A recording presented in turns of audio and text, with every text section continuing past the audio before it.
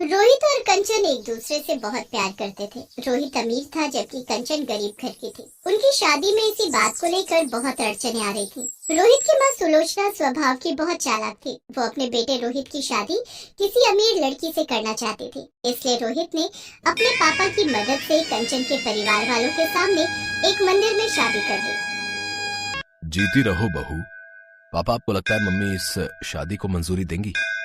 बेटा, जब भगवान ने मंजूरी दे दी तो तुम्हारी मम्मी को भी देनी ही पड़ेगी। अच्छा चलो, अब कंचन बहू को घर ले चलो।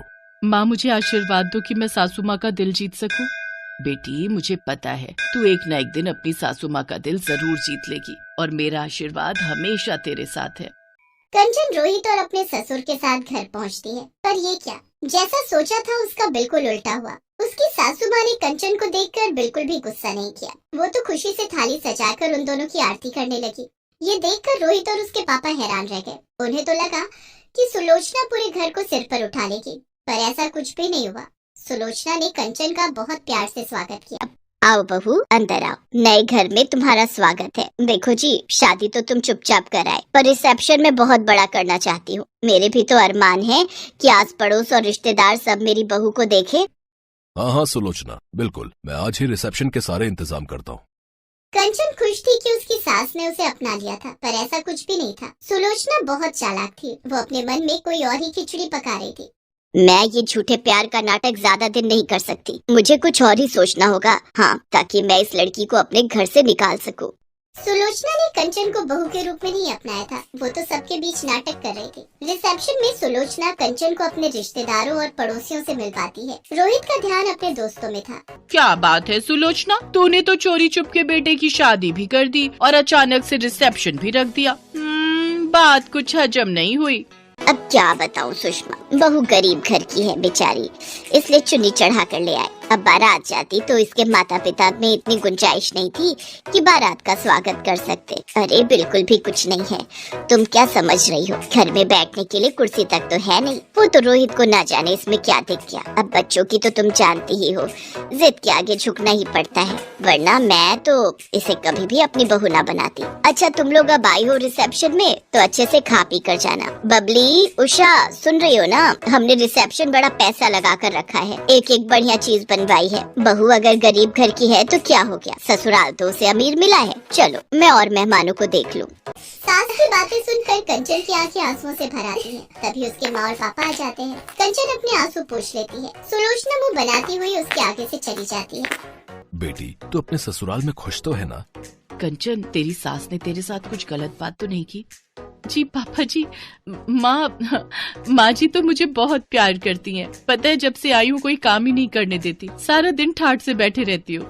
कंचन अपने मम्मी पापा को झूठ बोल देती है, पर सच तो ये था कि सुलोचना उसके साथ सीधे मुंह बात ही नहीं करती थी। जब तक सुलोचना के ससुर और रोहित घर पर होते थे, तब तक तो सुलोचना कंचन से बहुत मीठे से बात करती, और जैसे ही वो दोनों घर से जाते, सुलोचना उससे घर के सारे काम करवाने शुरू कर देती। और शाम को जब वो दोनों वापस आते तो उसका रवैया अलग ही। वाह, खीर बहुत टेस्टी बनी है। 2-3 दिन से मेरा मीठा खाने का बहुत मन था। अरे बेटा, मुझे पता था, तभी मैंने शाम को बना दी। तुझे पसंद आई, ये मुझे बहुत अच्छा लगा। मैंने चीनी भी कम डाली थी। मुझे पता था तू मीठा कम खाता है। पर माँ, मीठा तो इसमें बहुत तेज है। सुलोचना झूठ बोल रही थी क्योंकि खीर उसने नहीं बल्कि कंचन ने बनाई थी। कंचन ने मीठा ज्यादा डाल दिया था। जब सुलोचना की चोरी खुलने वाली थी तो कंचन बात को संभाल लेती है। अरे वो मैंने ही मीठा ज्यादा डाल दिया, मुझे नहीं पता था कि माँ जी मीठा डाल चुकी हैं। कोई बात नहीं बहू, आगे से मीठा कम डाल लेना। एक कटोरी मुझे भी दे दो। कंचन ने बात को संभाल कर अपनी सास को सम्मान दिया था, पर सुलोचना को इस बात से कोई मतलब नहीं था। घर के सारे काम कंचन करती थी, पर क्रेडिट सुलोचना अपने नाम कर लेती थी। कंचन इस बात के लिए कभी भी कुछ नहीं कहती थी। उसे लगता था कि अगर इससे उसकी सास खुश होती है तो कोई बात नहीं, इसे तो कोई फर्क ही नहीं पड़ता। मैं काम का सारा क्रेडिट अपने ऊपर ले लेती हूँ। करती ये है, मुझे कुछ और ही सोचना पड़ेगा। ऐसे दाल नहीं गलने वाली, मुझे सोनिया को बुलाना ही पड़ेगा। हेलो सोनिया बेटा, मैं बोल रही हूँ।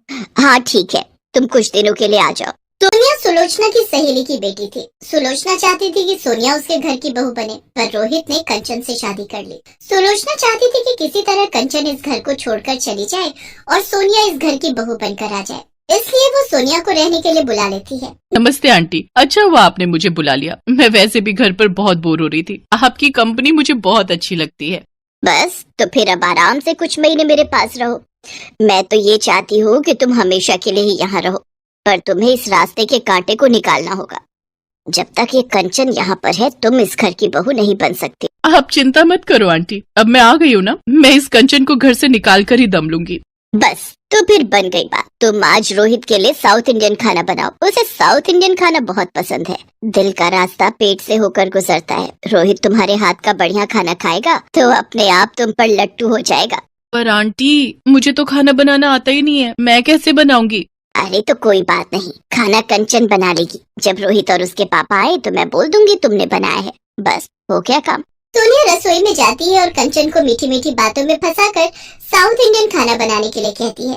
कंचन, आज मेरा साउथ इंडियन खाने का बहुत मन है, प्लीज तुम डोसा सांभर और इडली वगैरह बना दोगी, बहुत मन कर रहा है। ठीक है तुम बैठो, मैं तैयार कर देती हूँ। कंचन बहुत ही स्वादिष्ट साउथ इंडियन खाना तैयार करती है। रोहित और उसके पापा के आने का समय हो रहा था, तभी कमरे में से सुलोचना की चीखने की आवाज आती है। कंचन दौड़ती हुई कमरे में जाती है। बाथरूम में फर्श पर साबुन गिरा हुआ था, उस पर पैर फिसल गया, मेरी कमर। माँ जी मैं डॉक्टर को फोन करके बुलाती हूँ, चलिए आप आराम से बिस्तर पर लेट जाइए। कुछ देर बाद डॉक्टर के आने पर पता चलता है कि सुलोचना की कमर का मांस फट गया है, जिस कारण उसे कुछ दिन बेड रेस्ट करना होगा। कंचन रसोई में सुलोचना के लिए कुछ हल्का बनाने चली जाती है। सब लोग कमरे से बाहर आ जाते हैं। सोनिया यही मौका है, तुम मेरी सेवा करके सबका दिल जीत सकती हो, फिर आराम से तुम इस घर की बहू बन जाओगी। नो आंटी, मैं आपके वॉशरूम और टॉयलेट साफ नहीं कर सकती। अभी अभी डॉक्टर ने कहा कि आपको बेड पर ही वॉशरूम और टॉयलेट करना है, ये सब मुझसे नहीं होगा। मुझे इन सब कामों से बहुत चिढ़ होती है। जब आप ठीक हो जाओगे तभी मैं आऊंगी, अभी तो मैं जा रही हूँ। मैंने मॉम को फोन कर दिया था, वो गाड़ी भेज रही है। जब आप ठीक हो जाओगे तो मुझे फोन कर देना, मैं आ जाऊंगी। सोनिया की बात सुनकर सुलोचना की आंख खुल जाती है। वो जिसे अपना समझ रही थी वो वास्तव में अपनी नहीं थी। थोड़ी देर बाद कंचन कमरे में आती है, सुलोचना को अपने हाथों से खाना खिलाती है और उसके बाद दवाई देकर वॉशरूम करवाती है। कंचन सुलोचना की बहुत सेवा कर रही थी। अपनी बहू के इतने अच्छे व्यवहार को देखकर सुलोचना की आंखों में आंसू आ जाते हैं। उसने कंचन के साथ कितना बुरा किया था। सोनिया जाने लगती है। अच्छा आंटी जी मैं चलती हूँ, आप मुझे फोन कर देना जब भी बुलाना होगा, मैं आ जाऊंगी। नहीं बेटा, अब तुम्हें परेशान होने की और बेवजह यहाँ आने की कोई जरूरत नहीं है। मेरी बहू है मेरी सेवा करने के लिए और मेरा ख्याल रखने के लिए। तुम अपने घर में खुश रहो और हाँ, जब शादी करो तो कार्ड भेज देना, मैं अपनी बहू कंचन के साथ जरूर आऊंगी।